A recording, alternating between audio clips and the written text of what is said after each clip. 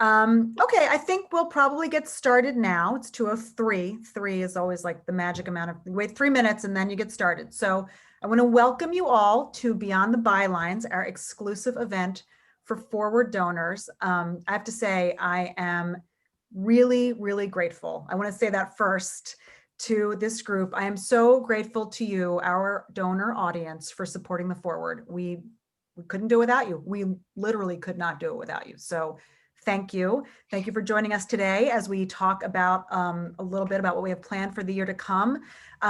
Today we have some of our editorial team, not all, but some, and they are all joining us from around the country. I'm going to tell you in a minute their names and titles and where they're joining from, and then I'm going to stop talking.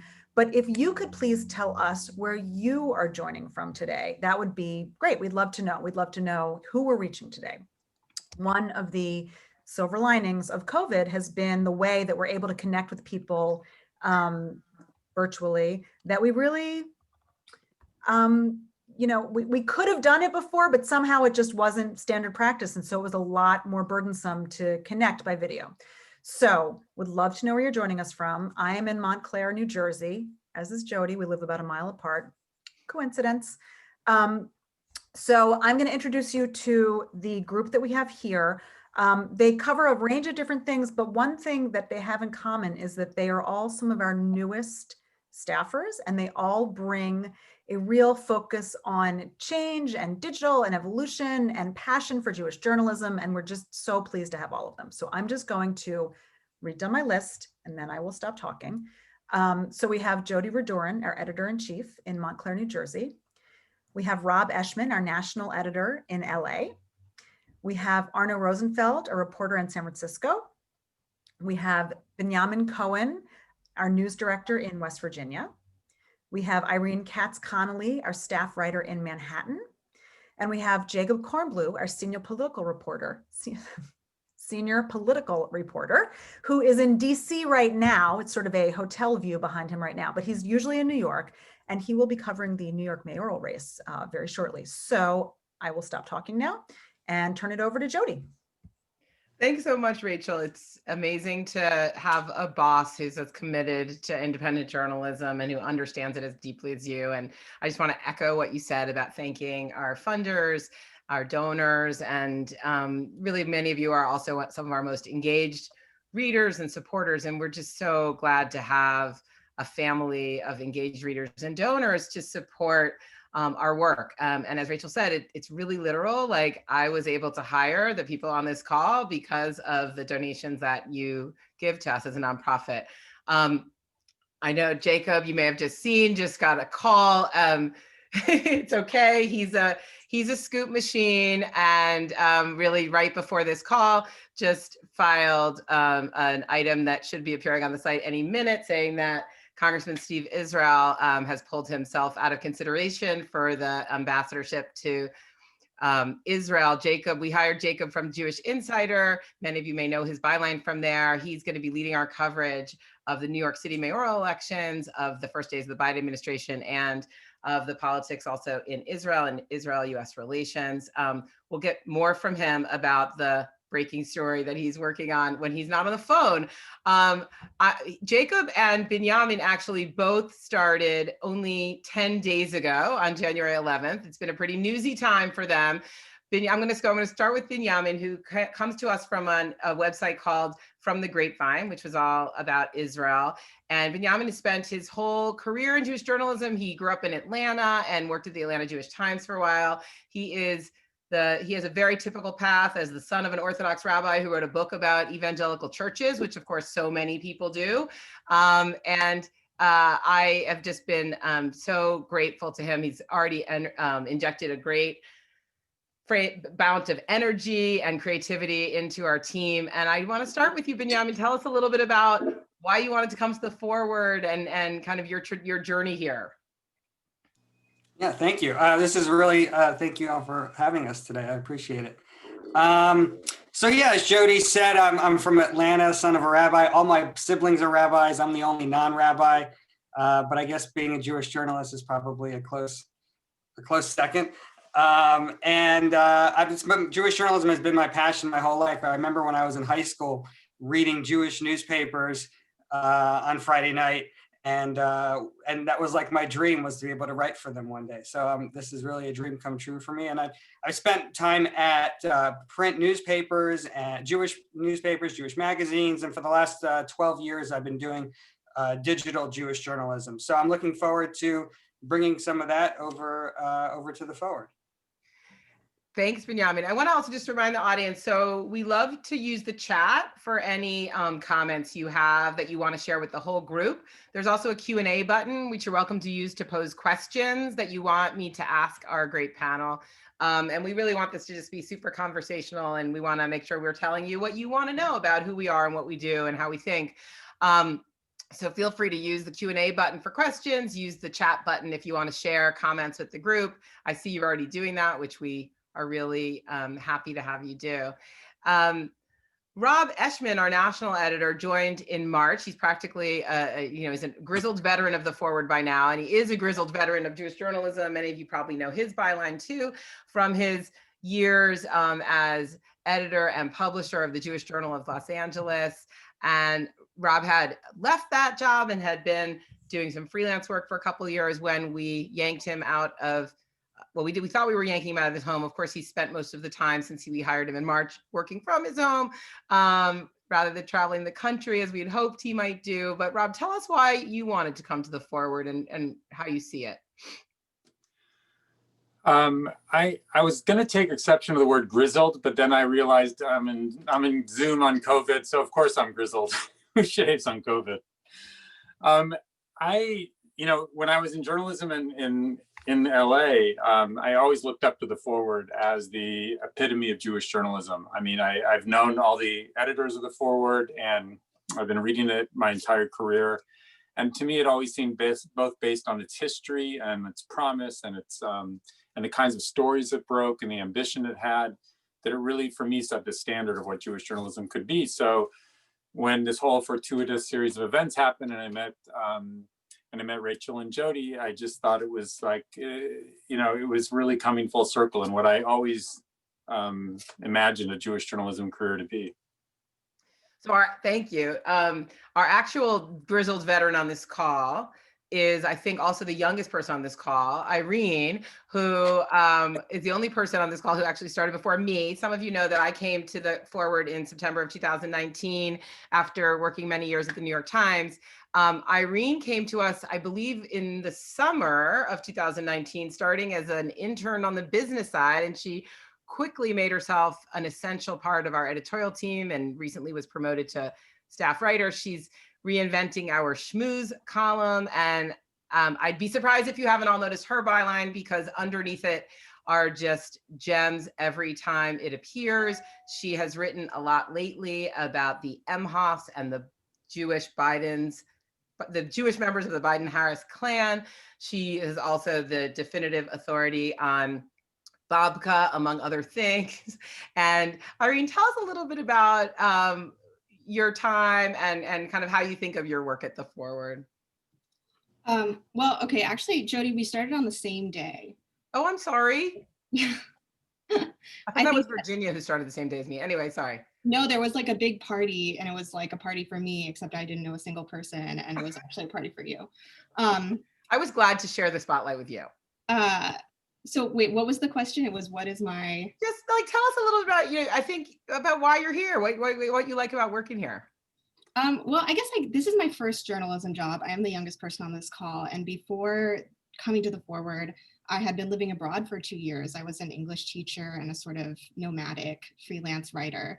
And I just got to a point where I wanted to do, I had been doing all this work that let me survive and travel, but I wanted to do work that was more meaningful. And so that's why I came back to the US, or just more that felt like the work in itself had value to me. So I came back to the US and I landed at the Forward, where at first I really didn't know what I was doing. I was sort of in this like intern limbo where you don't have like a role because you haven't carved it out for yourself.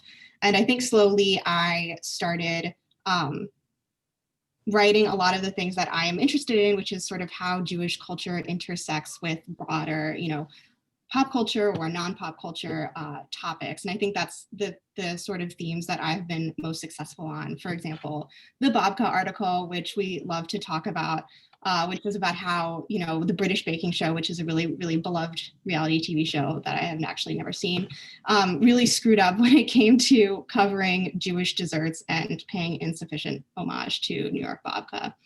And I think that's something people just really love to talk about because it's something that you probably don't have to be a Jew to have lived through or experienced or noticed, but like if you are a Jew, maybe you have you know, a different take or an additional take, or you want to hear about it from another Jew. Awesome, great. Arno Rosenfeld joined us in October, and Arno has another very typical trajectory. Of course, he grew up in San Francisco, worked at the Casper, Wyoming paper, not covering Jewish issues, but covering politics and government, then left journalism for a couple of years and worked at the RAC in the reform movement, doing social justice work, and then decided he wanted to come back to journalism and come specifically to the Forward. So tell us a little about that, Arno, and how you found your extensive 3 months so far.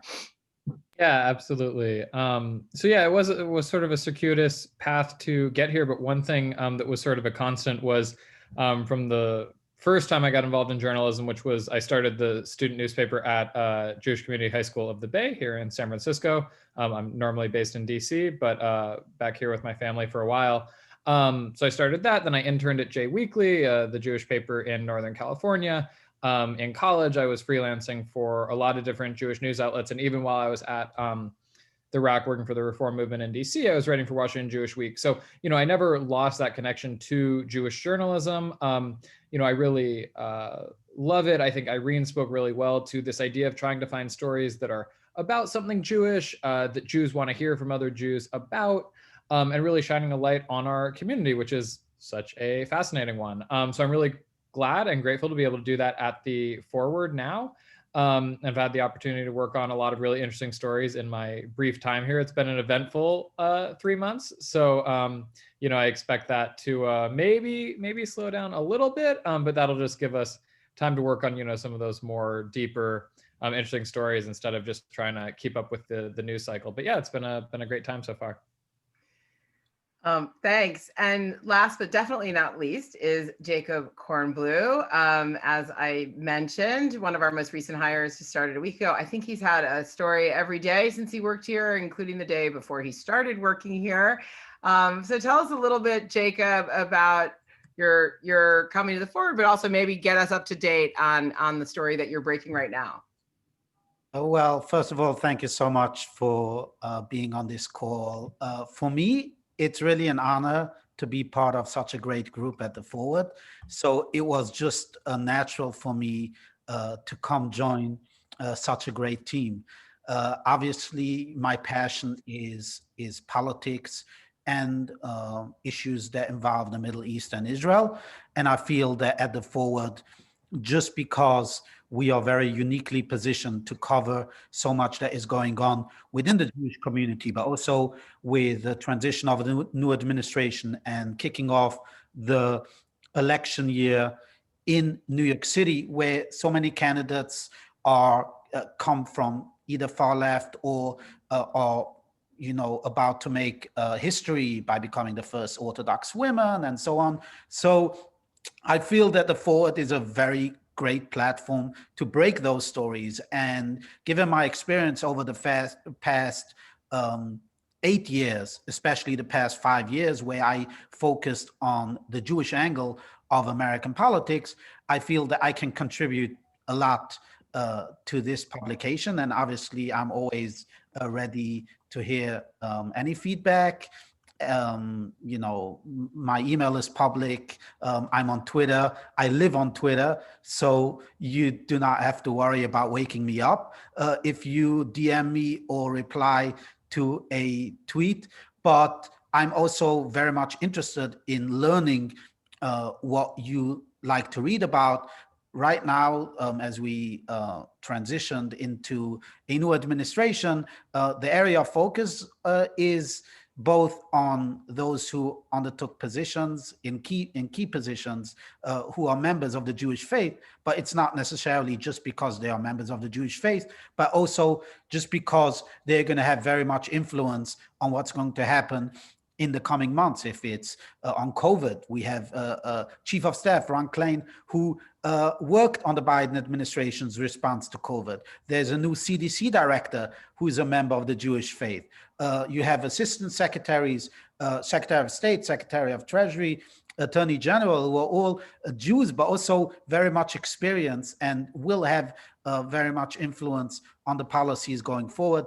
I forgot to mention there's an election in Israel, which will also impact a lot the relationship between the Israeli government and the Biden administration. Obviously, if Netanyahu gets reelected, there's this talk about warming relations just because these two have known each other for so long. But also, if there's a new prime minister, if it comes from the right, how is the administration going to respond when it comes to somebody who's not such a diplomat and is more hawkish than Netanyahu? So there's so much to cover, and obviously I'm putting all my passion in it and all the hours that I can beyond what the hours that Jodi allows me to work. And right now, as we talk, I just wrote up a scoop about who might be on the short list for ambassador to Israel. There was talks about former Congressman Steve Israel being one of those candidates for ambassador, but he removed himself from consideration. You can translate that into him understanding that he might not get picked. But I also spoke to one of the candidates who is very close to Biden, and he sees himself getting that position. And the conventional wisdom is that if he picks up a phone to Biden, if he really wants the job, that he will get it. So hopefully the Forward will be the first one to break that story.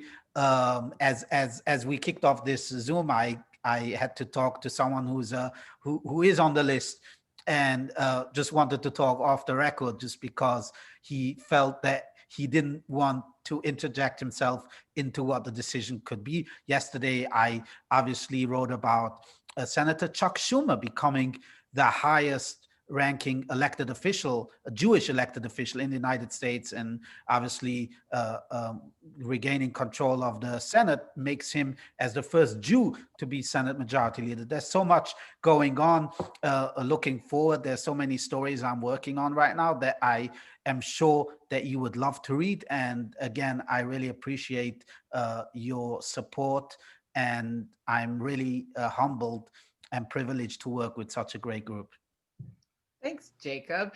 So as we mentioned, Jacob's been in Washington all week, and given that yesterday was such a big news day, I thought we would just start the conversation off by asking everybody, and maybe we'll give Jacob a break for a sec since he's closest, but I wrote an editorial this morning that hopefully some of you have seen about my impressions. I mean, I really felt like Joe Biden gave the speech we needed to hear.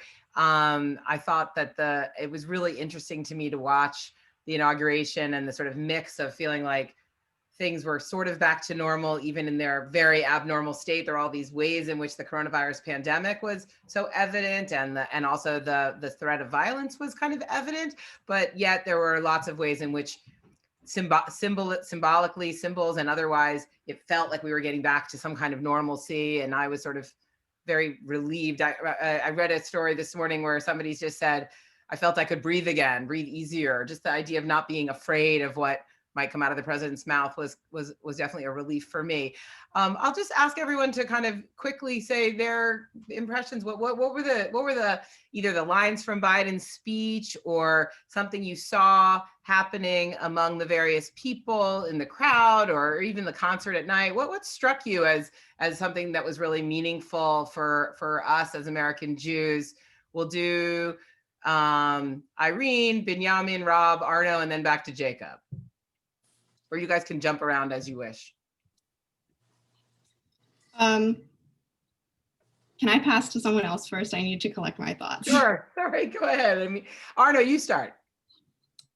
Yeah, so I think there was a lot in what you said, sort of about this concept of a return to normal. There's been a lot of, I think Biden's speech was very well received by a lot of the mainstream folks, and certainly this idea of, he named white supremacy in the speech, which is a concern, something that we've covered a lot at the Forward.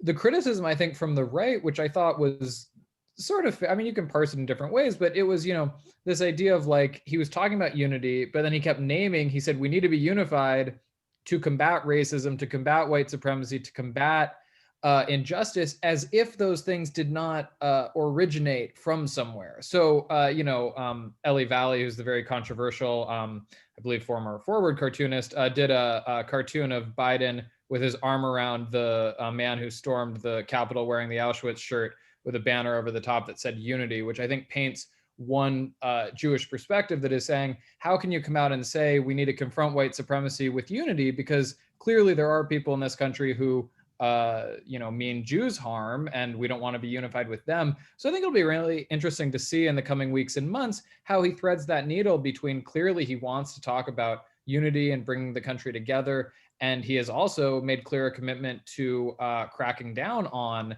racism and bigotry and, anti-Semitism. So I'll be curious to see how that plays out sort of in action, kind of beyond the rhetoric.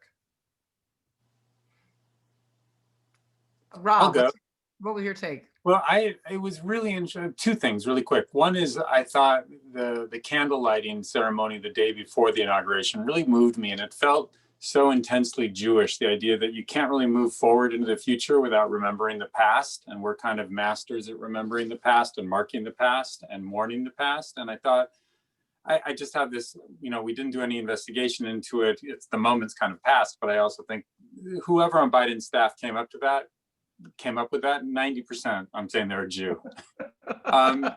But beyond that, yesterday I started the day watching the inauguration, and then I ended the day taking my daughter to get a vaccination. And we waited 5 hours in line at Dodger Stadium. I got up to the vaccination place, pull my window down, and I look out, and it's Mayor Eric Garcetti, who just happened to be there as a volunteer. And he came up to me, and we've known each other for 20 years. And the whole atmosphere there was just like, I feel like the politicizing of everything just seemed to be in abeyance. And it was just, this is what you need to do to get people vaccinated. This is how you handle a disease.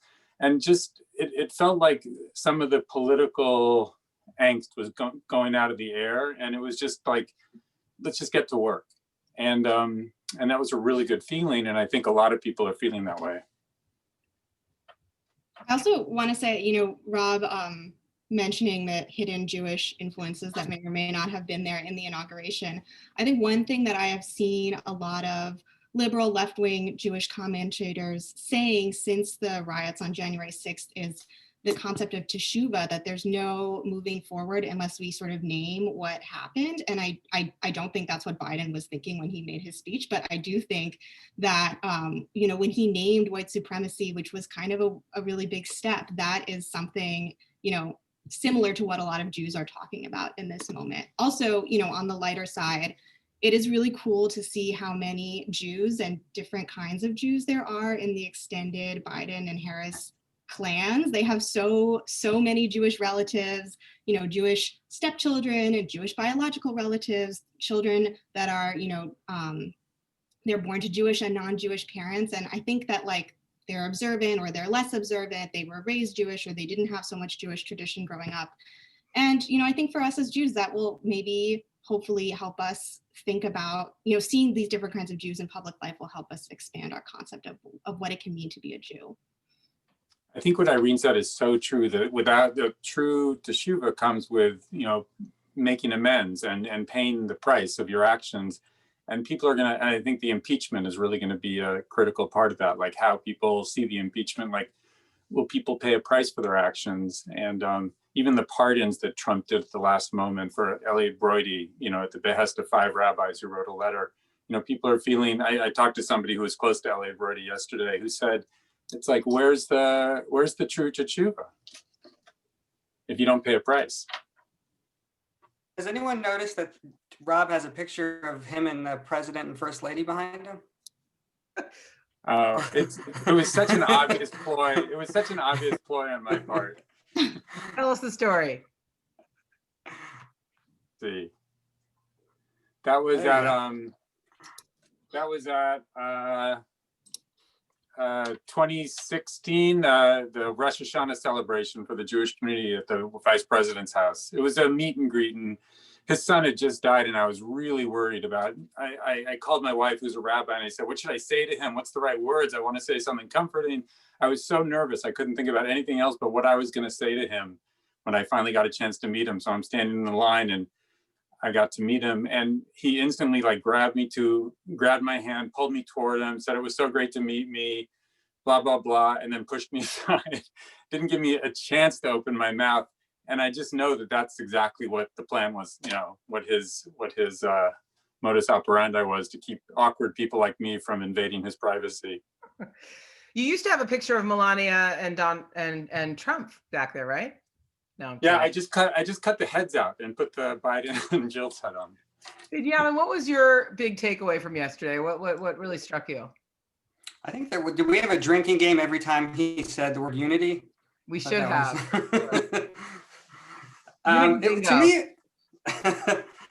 To me, it was actually something. I think Jen Psaki, the new White House press secretary, who refreshingly gave a press conference yesterday, she said something towards the end of her press conference where somebody asked a question, and she goes, President Biden always sees the optimistic side when working with people who disagree with him.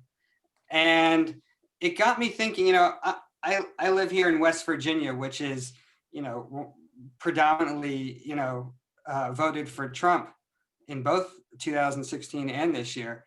And, there's that famous proverb, don't judge someone until you walk in a mile in their shoes. And I think there are so many disenfranchised people who feel disenfranchised. There are over 70 million people who feel disenfranchised and lost. And I think it's important for us to try to understand their point of view and where they're coming from.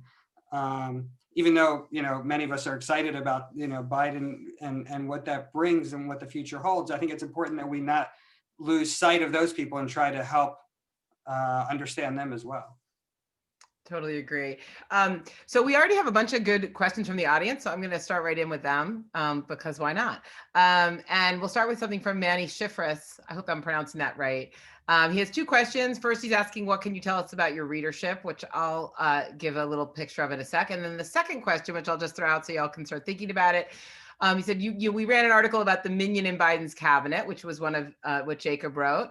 And Jacob obviously just alluded to the large number of Jews in the administration. And Manny asks, is this good for the Jews or not? And I know that Jacob's gone to take a call, but I think that's good because I'm interested in everybody else's view who's not super immersed in figuring out how to write about it. What do you guys think of whether this is good for the Jews or not? In terms of our readership, Manny, we have about 2 million readers overall every month. About a third of them are under 35. They are the largest group is in the New York area, but we have strong readership basically everywhere that has large population and that has lots of Jews. So California, Florida, New Jersey, Massachusetts, Maryland are some of our top states. I don't think we have a huge readership yet in West Virginia, but I know that Binyamin will help us change that. We have seen a growth in readership over the last year of about 35%. And we've seen an even bigger growth in what we think of as our core audience, the people who are subscribing to our newsletters and reading multiple articles every month. That population has almost doubled in the last year or so. We don't know. I mean, it's funny, we get a lot of email from our readers. And so we know a little bit about it from that. And it's interesting. It's such a range. I mean, I just got an email the other day from someone who's like Catholic. And she basically was like, I'm a devoted subscriber. This is my way of understanding a different community that where interests cross. We that's certainly not the typical. But we have a real range. We have a political range. We have a religious range. And what we hope is that we'll really appeal to the broadest possible tent of people who consider themselves American Jews, and that each of those people will see themselves reflected on our pages, but also challenged by them, because we want our pages to reflect that mosaic of our communities in terms of political perspective, in terms of background.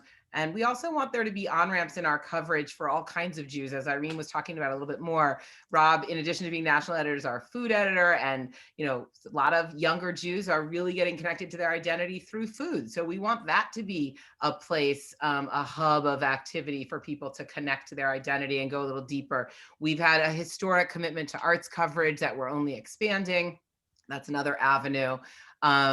And I'm going to get to Yiddish. There's another question about Yiddish, so we'll talk about that in just a second. But just now to just pop up that other part of Manny's question, do we think it's good for the Jews that there are so many Jews in prominent positions in Biden's cabinet? Jacob, I'm going to let other people answer before you, since you know too much. What do you guys think, whether it's good for the Jews? I think it's an interesting question. There was sort of a saying that I was seeing on Twitter the other day that take what you will of it, but it's the only people who care about, whether a government official is Jewish are Jews and Nazis. And I think that sort of speaks to this question of like, when we make a list of all the Jews in government, it's great. When, Stormfront or some white supremacist forum puts a Jewish star next to the names of government officials, it's terrifying. And so I think that just underscores, I think it's hard to look at just whether someone's Jewish, check that box. I think it's more what Jacob was talking about like, who are these people? How does their Jewish identity inform what they are bringing to government? As someone who is proud to be Jewish and thinks that Judaism can bring good things to your perspective, I think it's good to have Jews in government.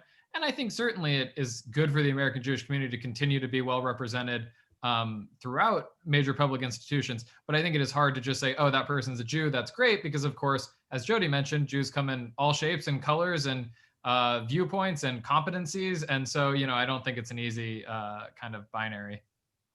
Yeah, we often get this feedback about like, does highlighting the Jews in a certain place, draw attention to negative attention and trolls. And I think one of the things that was great about Jacob's piece was that it wasn't just like a list of names of people who happen to be Jewish, but it was really what we have here actually is several of those people are really engaged Jewishly or engaged with their identity in different ways. Binyamin, what do you think? Is it good for the Jews?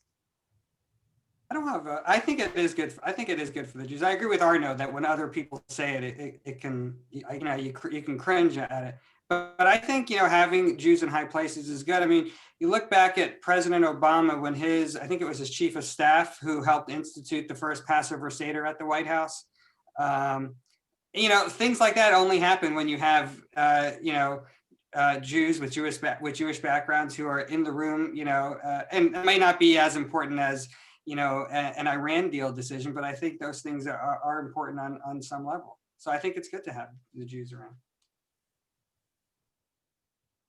Yeah, it's so funny. One of the first conversations that I had with another staffer on coming to the Forward was, she said to me, it's so funny, like there's nothing Jews hate more than lists of Jews, and like so much of what we do is making lists of Jews. But I do think that, I don't know if it's good for the Jews or not, but I think that as far as, gathering support from Jewish communities, I think that Jewish appointees and politicians often rely on that. But I do think that for people in younger demographics of mine and Arno's generation, they have to beware a little bit, because those people often don't just care. They are less likely to just support them because they're Jewish, or to just say like, oh, they're Jewish, this is great. I think a lot of times the dominant concerns for people in that demographic are political, and not necessarily about their Jewish identity. Anyone else want to add anything, or should we go on to the next question? Were we going to get Jacob's perspective? Yeah, sure. Jacob, the expert. Easy questions. I think it's good for the Jews because it's good for America. And as I mentioned, I think at the start of this conversation, but also in the article that I wrote, that these people are experienced in their own way, and they were picked based on their experience, not based on their faith. And I think that, the fact that again, I don't know how people feel about the positions that Jared and Avi Berkowitz and Steve Mnuchin had in the previous administration. Obviously, they also had a lot of Jews in key positions, but their policies necessarily didn't sync with the views of a majority of those in the American Jewish community. And so I believe that for us, it's a source of pride just because these people are really competent, they're experienced, and the Biden administration is looking to kick off things that include all of these areas that these officials hold. And therefore, I think if they are successful, it will be good for the Jews. Great. A couple more questions I want to bring out and put together. Two really about our journalism and our kind of strategy here. So Cindy Rowe asks, with the demise of so many local and regional Jewish papers, how do you see the responsibility of the Forward? Do you see yourselves as covering stories with a national focus or also local stories that don't get covered anywhere else these days? And Don Kimmelman, who himself is a longtime journalist, and expert on journalism, asks, he says, the kinds of Jews who read the Forward tend to be well read and well assimilated, and important news regarding Jews, both here and abroad, tend to be well covered by the New York Times and other major news organizations. So what do we need to, what need do we see the Forward filling that isn't being addressed by the Times? And a couple of things these questions bring up for me is once I made a comment to Ben Smith, who's a friend, a former intern at the Forward, and now is the media columnist at the New York Times. And I said something about the Forward being the New York Times of the Jews. And he said, I think the New York Times is the New York Times of the Jews. You know, just on the low, I'm going to ask Rob to start us telling about our national strategy that he's been leading for a national expansion. But it's interesting because one of the things that we've recently made a renewed commitment of with hiring Jacob is to think about covering the New York City elections this year in a really intense way, which is both about, it's really a very a metaphor for our larger philosophy, which is we really believe that the New York City elections are very important to a core readership of ours in New York City, but also that as with New York as the largest, you know, Jewish community in the country, and with so many issues kind of at focus here between anti-Semitism and the coronavirus pandemic and the way the racial reckoning is playing out, we also think that those elections are a story of national interest for American Jews. So that's one way we're doing this. And Rob will tell you a little bit more about our broader philosophy there and how we think about regional, local, national coverage. You're muted, Rob. It's a really big problem because all these local Jewish papers, there used to be hundreds of them. Even the biggest ones now are either suffering greatly or gone out of business or going out of business. I think where the Forward fits in is we want to tell the stories of Jewish America wherever they happen. So we're not going to replace the small local Jewish paper that tells you everybody who got an award in that city and everybody who gave $1 to something, you know, the kind of like really nitty gritty, almost newsletter kind of journalism. But what we can do is take the Forward's expertise in storytelling and tell stories that happen, say, in Chicago, Los Angeles, Miami, San Francisco, and tell them in a way that matters both to those communities and to the broader Jewish community. So for instance, we're working on a story now about the 5 rabbis who interceded to help get a pardon for Brody. They're all LA rabbis. They run the spectrum, conservative, reform, and Orthodox. And it's a national story, but it's also a very big local story, and how the rabbi at one of his synagogues is embroiled in a controversy over having done it. So we look for stories that have a strong local angle within the Jewish community, but also a broader national appeal. We did a story on a Black pastor and a white rabbi in Chicago who have a 20-year-long relationship in the midst of Black Lives Matter, and how the conflict came up in that relationship and how they've tried to move past that. So that, you know, big Chicago story, national interest.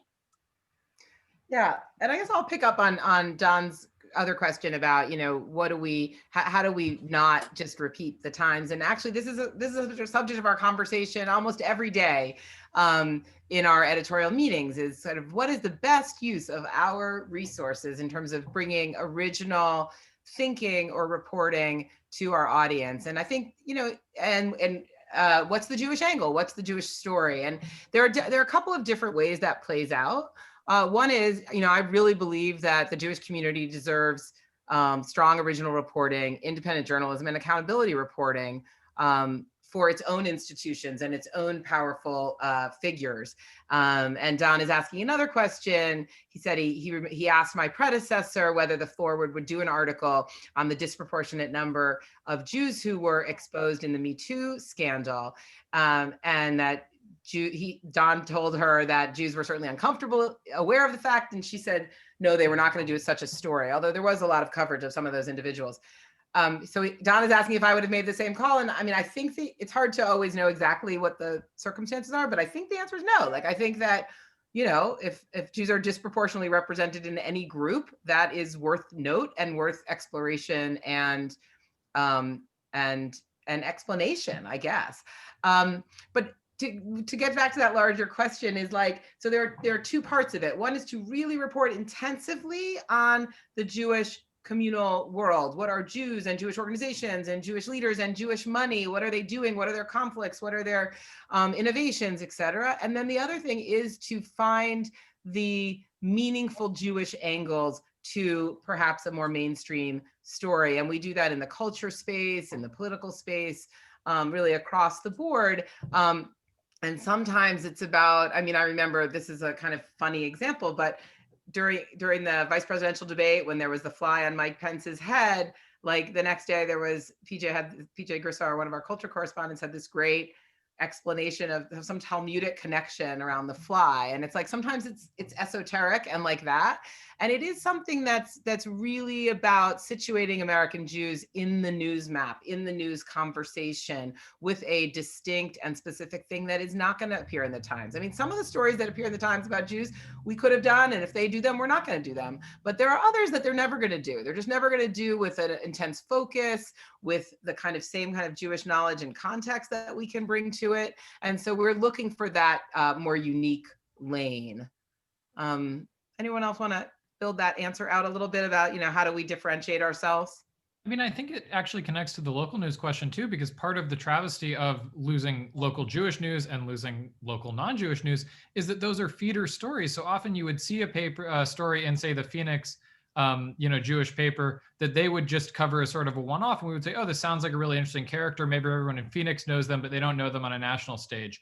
And we could lift that up. I think likewise with the Times, the Times coverage of Jews does not exist in a vacuum, and somebody also has to do the original reporting that puts things on the map. So the Times may do one story on something of interest to the Jews, but that's a story that's been years in the making and will continue far after the New York Times has moved on. So I guess I would push back. I think they do cover stories that are of interest and about Jews, but I don't think they cover them comprehensively. And, I think that's a role where we can step in and not just bring that deeper context, but also, we're still there after the national spotlight has moved away. Yeah, you reminded me also of one of the stories that happened before most of you got here, but Irene was involved in it, which was when the Jersey City shooting happened in December, right? December 2019, at the kosher supermarket. And that was a huge story for many, many outlets, and tons of journalists were on the ground there. And we had several people that were probably out staffed by the Times crew, I imagine. But Irene was there, Ari Feldman was there, and Jordan Kutzik from our Yiddish publication was there. And we produced a story on the second day that won a Deadline Club award. Lisa, maybe you can find it and put it in the chat, for Spot News, because what it brought that nothing I read in any other paper had this. It just had this. We used, partly because we had a Yiddish speaking reporter, partly because we had reporters who had expertise in Haredim moving to different neighborhoods and the gentrification questions around it. The story that we wrote about how this community both had come to be in Jersey City and what some of its challenges were and how it was absorbing this terrible, tragic news was just much more nuanced and contextualized than anything in the mainstream press. And I think it served our readership particularly well. And there are examples like that all the time where the added intense focus or added analytical context is really important. I'd also say on the culture desk, I mean, there's just so much stuff, really good stuff that does not get covered by the mainstream media. And I have, you know, really broadened my perspective a lot since arriving here and really having to like learn what's happening that I wouldn't have known otherwise, because I would mostly be reading the New York Times and the New Yorker. Up until like 10 minutes before this webinar, I was reviewing this really great film that's on at the New York Jewish Film Festival this week. And when I looked up in the New York Times to see if there are any other reviews, there's nothing, because of course, like they don't have time to review every fantastic Jewish film, but that is something that we can do. I think we have, you know, conversations every day in our editorial meetings. We ask ourselves two questions. Is this a forward story? And more importantly, what's the smart, thoughtful, forward take on any given story? You know, there are so many people, Jewish papers, New York Times, whatever, who are writing, you know, breaking news stories of the day. And we certainly cover those breaking news and stories, but also we're thinking more thoughtfully, what we call day two stories. You know, what's the thoughtful take that we can bring to the table on the second day? So I'm thinking like today, for example, like we wrote about yesterday about John Ossoff and the historic Chumash, the Bible that he used during his swearing in. But, you know, we have a really strong opinion section with, you know, diverse group of writers. And we got the widow of Rabbi Jacob Rothschild. It was a civil rights icon. And we contacted her and were able to get her to write an essay about how proud she was that John Ossoff was using her husband's Bible. So that to me was like a unique way that like nobody else had that story. And we were able to get that and get it done quickly. Yeah, and just a little note about that, it's because it was one of these like silly little things that we have to deal with every day. But last night, the editor who was handling that story texted me. We were using it in the subject line of our morning newsletter, and she was texting me about whether or not we should use the word Chumash or the word Bible in the headline. And we are constantly juggling or balancing, you know, our core readership is clearly American Jews, but we are broad. We want to bring in people who have a whole range of knowledge. So the question of how do we make our coverage both accessible to people regardless of how much background they have, and knowing for people who do have a lot of background is really interesting. It's been really interesting for me transitioning, especially I spent 4 years as a Jerusalem bureau chief at the Times and was constantly balancing like how much context did my broad readership need, and thinking differently about that, about what context our readers need. And it's especially interesting in a digital world where every piece that we create can be read by anybody, and we don't really know what context they're reading it in. And so figuring out the right line to be on in terms of, you know, what I said we should use the word Bible in the subject line. I thought, especially with I'm always wary of chet in a secular context. I don't want to make anyone feel like they don't know what we're talking about. I mentioned Jordan and Yiddish, and one of the things that Jordan has been incredibly helpful with, especially during the intensity of the news in the Haredi communities, both on coronavirus and on anti-Semitic violence, is doing a lot of Yiddish reporting and then translating into Yiddish our core news coverage that affects the Hasidic communities. And we've seen that material, that journalism, travel around WhatsApp groups, and also we've seen spikes in Yiddish searches for our stories, which is really interesting. But the bulk of our Yiddish forwards is more on the cultural space. And Shlomo Velozny was saying, wrote in the questions that he's a fan of our Yiddish, and he's pointing out that many people would like to learn or improve their Yiddish, especially during the pandemic. And we totally agree. We have started I think we started about 6 months ago. It was actually Rob's idea to do a Yiddish word of the day video series. And we've been doing it. Rachel has been doing it on YouTube and Instagram for months now. And that is a great way to get your starter course of Yiddish if you're interested. We also have the only interactive Yiddish crossword puzzle in existence. We're very proud of that. And we have also Yiddish cooking videos, and now Yiddish yoga videos as well, which again, nowhere but the forward. This is a big question from Craig Sumberg. He says he is interested in hear our thinking on the growth of anti-Semitic, white supremacist, racist groups on the right and how Trump's loss and Biden's win will affect them.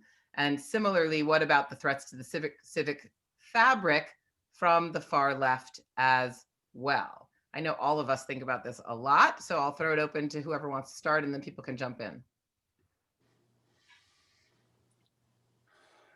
Well, I think it's going to get better. I mean, I feel more optimistic that this is an administration that takes it more seriously. Like Irene was saying, as part of it was in Biden's speech. I think that we're going to see heavy prosecution of the people involved in the Capitol riot, and I think it's going to, in some ways, it's way too late.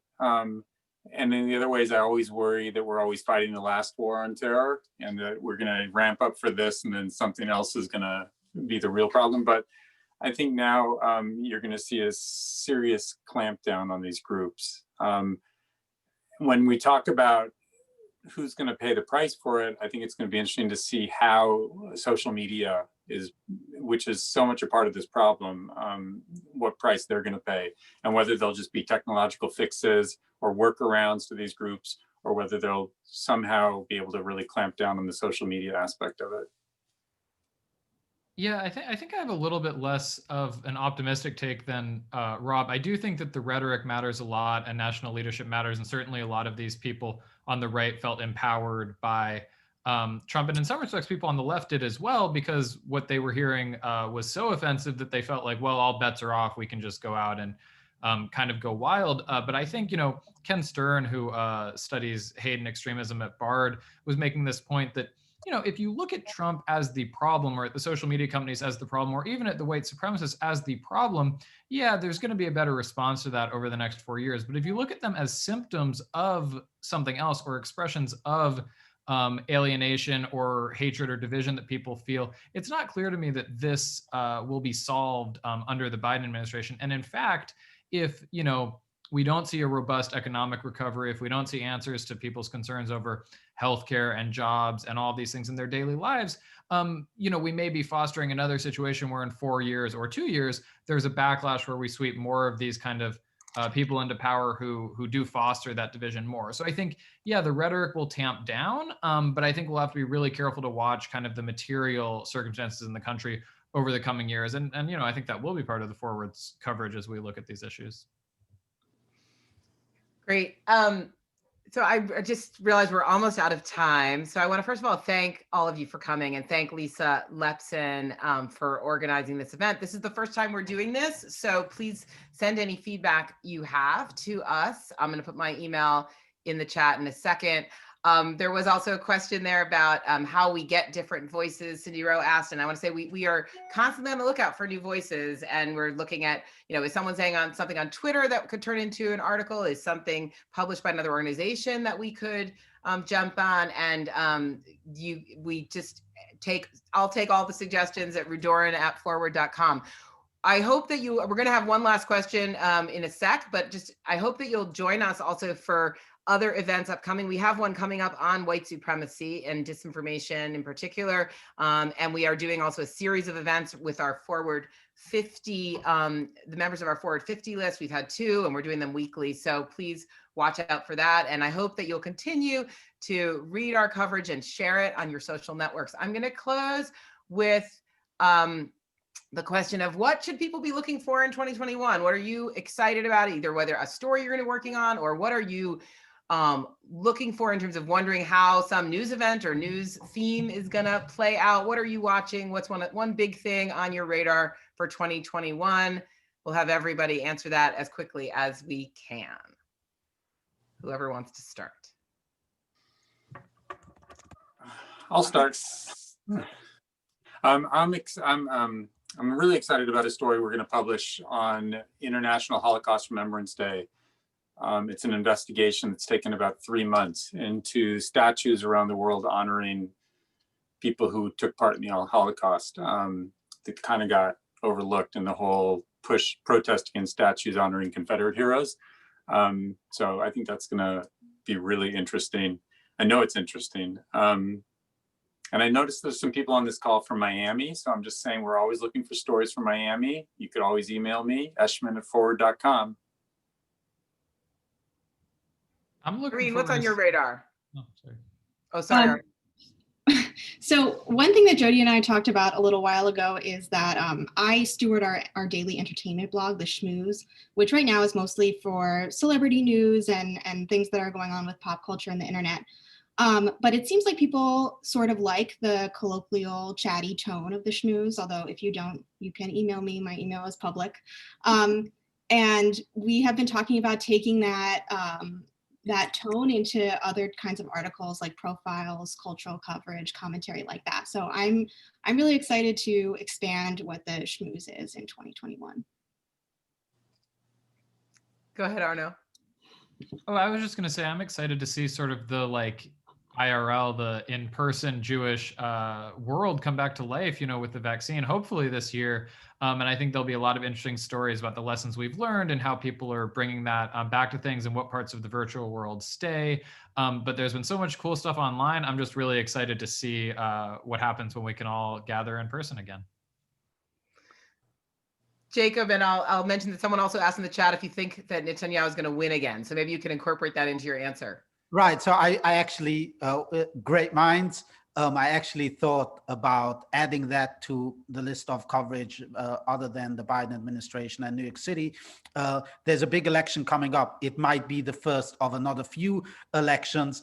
But if Netanyahu wins big re-election, thanks to the fact that the majority of Israel, or maybe they'll even receive herd immunity because 80% of the Israeli public will be vaccinated by the end of March. He could win big, and then therefore he could even be granted immunity from trial, which means that he gets out, that he doesn't end up in jail. He could run for presidency if he loses the election, which will be in June or July. And if he becomes president for 7 years, he's immune from a trial. So there's a lot going on in Israel, and it will affect, obviously, the American Jewish community, the relationship with between Israel and the United States. And obviously, again, I'm pitching, I'm always looking for stories. So I'm pitching my Twitter handle because that's where I live. It's at Jacob Konbluh, and my email, konbluh@forward. And I'm always looking out for feedback and where I can be most productive.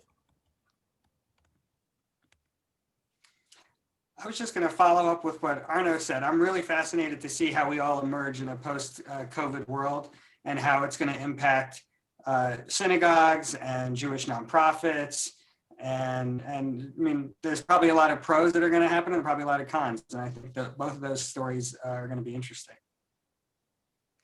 Yes, those of you who are devoted readers will know that one of the things I am watching for is whether or not Jewish camp will return this summer or how. And I think that the real question for the Jewish organized world and for all of us really is what will we take in terms of innovation, efficiency, just changes in the way our lives worked because of what was enforced on us. What can we take from that to the next phase of the new normal? I mean, I think we had so much dynamic stuff happen in the Jewish world that was the forced innovation, and I would be sad if all of that just disappeared and we all just went back to normal, to a lot of models that actually weren't working that well for a lot of people. So it'll be really interesting, I think, when we reopen, as to like what kind of, how it gets balanced, the new and the old. And that's one of the things I'm looking around for, and obviously looking for all of your ideas about how we can make the forward better and more relevant and more essential to your and your children's day-to-day lives. So we really just want to thank you so much for being with us today and for supporting us throughout the year. It couldn't be more important. And we hope that getting to know some of the journalists who make the forward helps you understand a little bit more how we think. We certainly welcome your feedback and hope to see you again on our next Zoominar. Thank you.